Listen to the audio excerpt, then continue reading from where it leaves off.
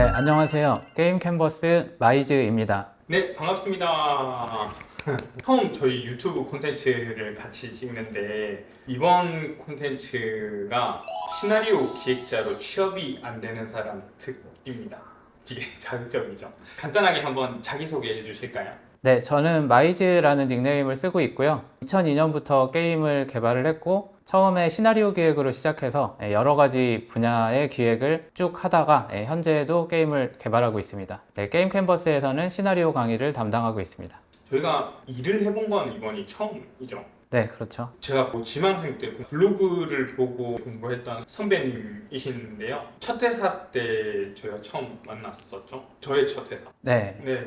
뻔한 이야기일 수도 있는데 시나리오 기획자로 취업이 잘 되는 사람은 어떤 특징이 있을까요? 네, 말씀하신 대로 되게 뻔한 얘기이긴 한데, 노력을 많이 하는 사람이 결국에는 잘 되지 않나 싶습니다. 저희가 이제 진행을 하다 보면은 막 수술을 해서 의자에 앉을 수 없는 상태에서 막 엎드려서까지 작업을 한다거나, 혹은 과제를 하나를 내줬는데 두세 개를 막 가져와서 계속 봐달라고 한다거나, 새벽에도 질문을 막 많이 한다거나, 되게 적극적으로 열심히 하는 사람들이 확실히 빨리 좋은 데를 가는 것 같습니다. 수술 중에도 작업을 하는 건가요? 그쵸. 수술이 끝나서 아픈데도 네, 아픈데도 막 밤새 새벽까지 작업을 하고 네. 이렇게 열정이 넘치는 학생들이 많이 있더라고요. 아, 네. 그런 친구는 좀 말려야 되지 않을까요? 서브컬처를 잘 안다는 건 어떤 수준일까요? 마이즈님 블로그 가보면 진짜 엄청나잖아요. 그 애니메이션이나 영화 리뷰 같은 것도 있고 신입에게도 그 정도를 요구할까요? 이 부분은 되게 준비하시면서 오해를 많이 하는 게 뭐 최신 작품 좀 보면 되겠지 이렇게 생각을 하시는데, 이 서브컬처라는 게 현재만 봐서는 안 되고요. 이 흐름이 있거든요. 그래서 뭐 캐릭터든 작품이든 스타일의 원형부터 시작을 해서 이 흐름을 쭉 따라서 와야 되기 때문에 단기간에 학습하기는 좀 힘들고, 그래서 만약에 이제 준비를 하신다 하면 뭐 6개월 이상 이렇게 시간을 두고 꾸준히 학습을 하시면서 이제 어느 정도 소양을 키우셔야, 그래야 좀 이제 안다, 어필할 수 있는 수준이 될 것 같습니다. 서브컬처계에서 그러면 꼭 추천하고 싶은 그런 5개 정도 작품이 있을까요? 5개 이거 너무 어려운데. 네, 개인차가 좀 있겠죠?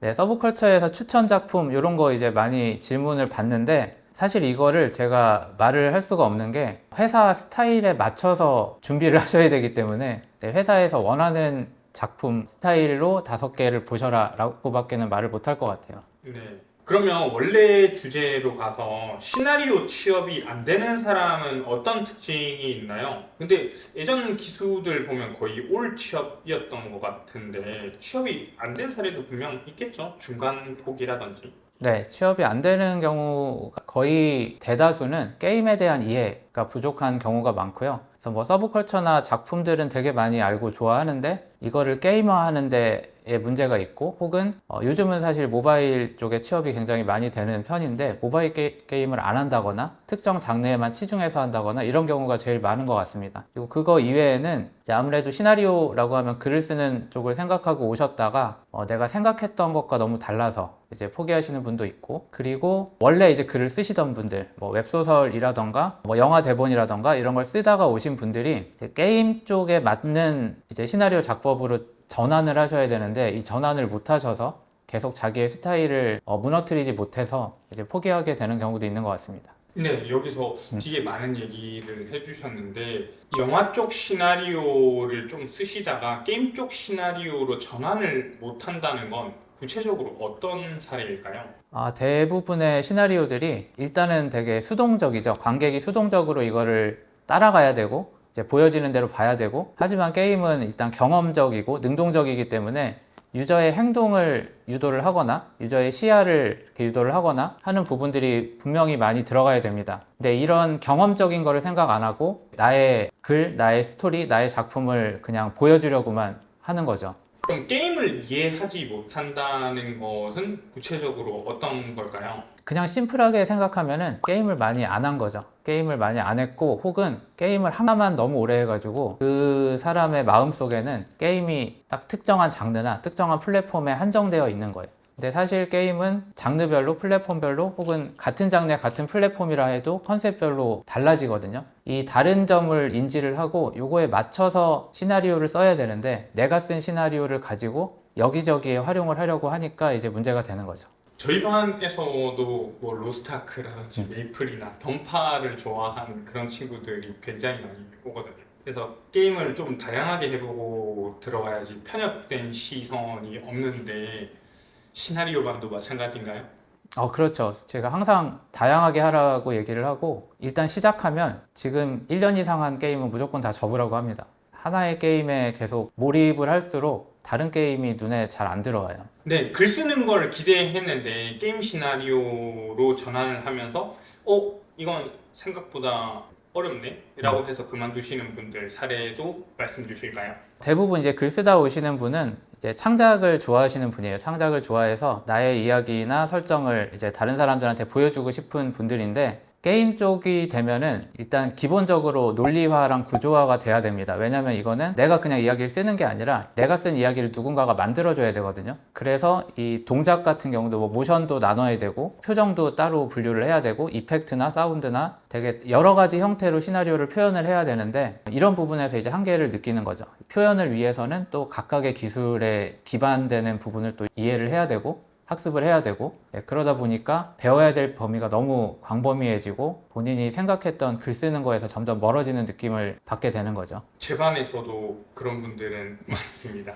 게임 시스템을 이렇게 설명서 쓰듯이 하면 취업이 될 줄 알고 막상 들어왔는데 굉장히 어려운 난이도라는 걸 알고 그만두시는 분들도 계시죠. 네, 그러면 아까 서브컬처 얘기를 잠깐 했었는데 꼭 오타쿠가 아니더라도 시나리오 기획자로 취업이 될 수 있을까요? 아니면 그 비율 같은 거는 우리나라의 일자리가 서브컬처랑 일반 시나리오랑 한 몇 대 몇 정도 될까요? 한동안 서브컬처가 좀 많아지긴 했었는데 지금은 약간 줄어드는 추세인 것 같고요. 그리고 찐 오타쿠들은 알 겁니다. 이게 서브컬처에 탈을 쓰고 있지만 사실은 그렇지 않다는 거를 많이 아실 거예요. 그래서 이것도 사실 회사마다 조금 차이가 있는데, 정말 찐 오타쿠 막 너무나 서브컬처의 매니아들을 원하는 회사도 있는 반면에, 사실은 그렇게까지 매니아면 오히려 작업하는데 방해가 된다라고 생각하는 회사도 있어요. 그래서 자기가 어느 정도 수준이 못 돼서 이걸 포기한다라는 생각은 안 하셔도 될 것 같습니다. 게임 기획자한테 요구되는 시나리오와 일반 시나리오가 정말 많이 다르잖아요. 아까 영화 사례도 말씀해 주셨는데 그게 구체적으로 어떻게 다른지 한번 설명해 주실 수 있을까요? 일단 아까 얘기했던 부분은 좀 제외하고 말씀을 드리면, 이 게임 시나리오는 일단 구현을 위해서 우리가 작성을 해야 되는 거기 때문에 우리가 그냥 자유롭게 창작을 한다기보다는 어느 정도 제약이 들어갑니다. 그 제약이라는 거는 뭐 기술적인 제약일 수도 있고 플랫폼이나 장르적인 제약일 수도 있을 거고요. 그 제약 안에서 할 수 있는 것들을 최대한 해야 되고, 우리가 쓰는 시나리오들이 고객한테 유저들에게 전달되기 전에 일단 개발팀한테 먼저 전달이 되고 개발팀을 설득할 수 있는 시나리오여야 돼요. 이런 부분이 일단 차이가 가장 크고요. 그리고 역시 상호작용이 들어간다는 부분에서 일반적인 시나리오에서는 뭐 나레이션 같은 형태로 혹은 대사로 설명을 하는 부분조차 이 게임에서는 뭐 벽에 낙서가 되어 있다거나 혹은 발자국이 그래픽으로 표현이 된다거나 다른 형태의 연출을 많이 활용을 할 수 있습니다. 네, 연출적인 차이가 좀 많이 있고요. 그 연출을 위한 기술들을 또 활용을 해야 되기 때문에 차이가 크다고 볼 수 있습니다. 마이즈님은 수학도 잘하시고 시스템이랑 밸런스도 잘 하시잖아요. 그리고 이제 창업 경험이나 디렉터 경험도 있으신데 시나리오 기획자들한테도 이런 소양을 알려주시나요? 네, 물론 그렇습니다. 왜 그러냐면, 많이 오해를 하는 게 시나리오 수업을 들어가면은 약간 문과적인 그런 것들만 배우지 않을까 생각을 하는데, 사실 시나리오가 범위가 되게 넓어요. 캐릭터를 만들거나 몬스터를 만들거나 혹은 지역 스테이지 맵 같은 거를 만들 수도 있고, 뭐 스킬이나 아이템 같은 거를 작업을 할 수도 있습니다. 근데 똑같은 캐릭터를 만든다 하더라도 밸런스 기획자가 만드는 캐릭터하고 시스템 기획자가 만드는 캐릭터, 그리고 뭐 레벨 디자이너가 만드는 캐릭터하고 시나리오 기획자가 만드는 캐릭터는 방향이 많이 다르거든요.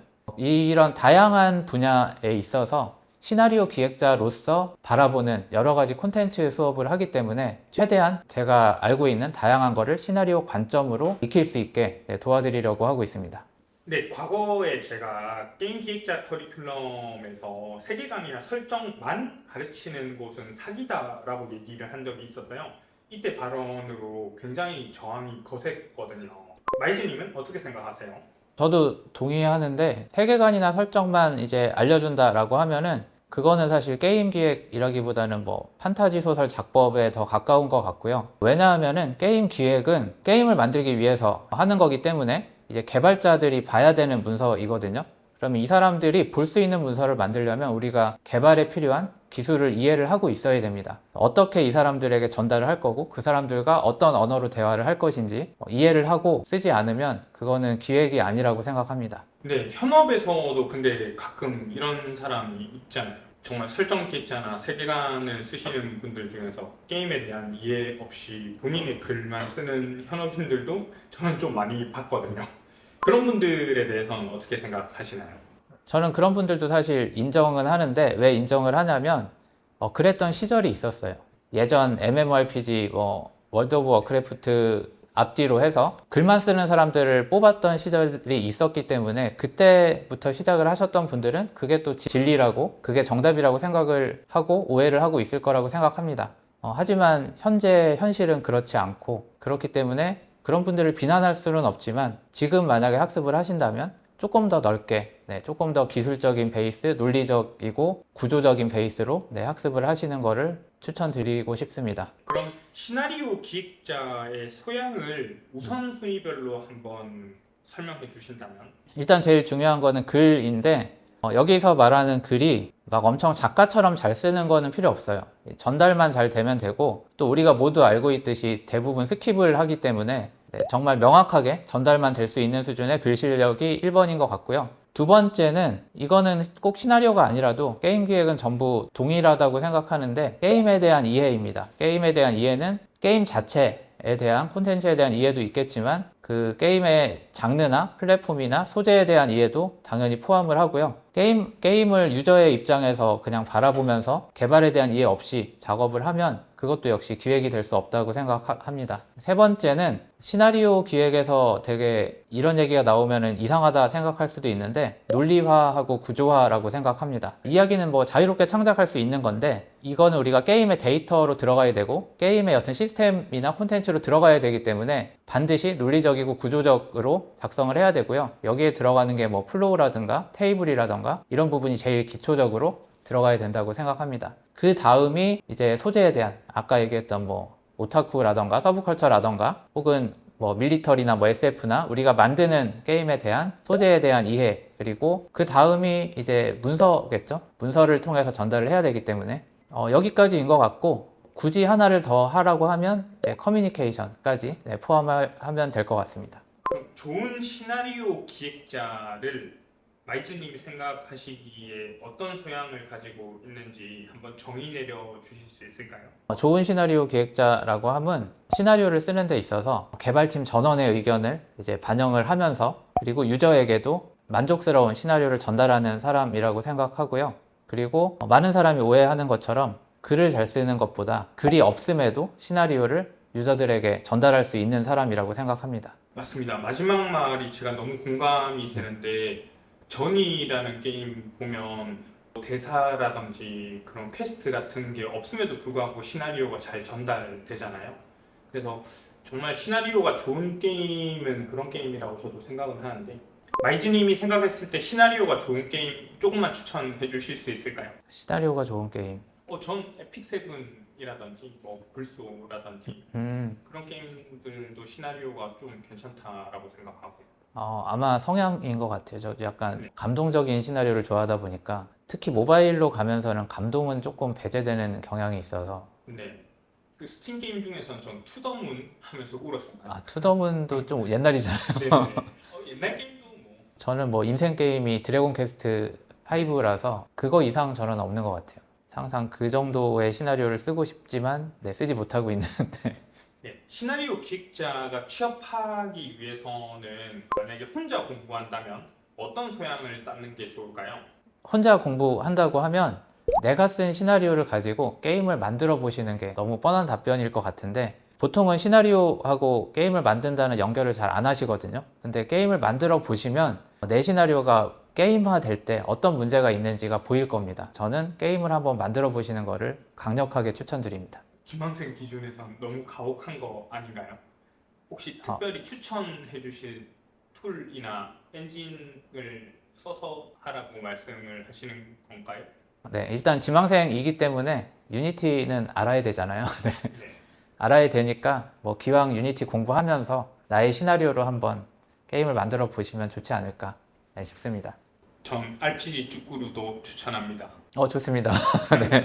그럼 마지막으로 시나리오 지망생이나 게임 기획 지망생들한테 하고 싶은 말 있으면 말씀 주십시오. 취업을 하시는 것도 중요하고 요즘에 게임을 이제 많이 하시는 것도 굉장히 중요합니다. 굉장히 많은 수의 지망생들이 최신 게임을 안 하고 항상 이제 지나간 게임, 막 5년 전, 10년 전 게임을 계속 유지하면서 요즘 게임을 전혀 파악하지 못한 상태로 취업을 하려고 많이 노력을 하다가 포기를 하세요. 그래서 게임을 가급적이면 많이 하시는 거를 저는 추천드리고 뭐 영화든 애니메이션이든 기타 게임이랑 조금이라도 관련이 있을 것 같은 콘텐츠는 꾸준히 즐기고 분석해 보시기를 추천드립니다. 네, 언젠가 게임 업계에서 다시 만날 수 있으면 좋겠습니다. 이것으로 콘텐츠를 마치겠습니다. 감사합니다.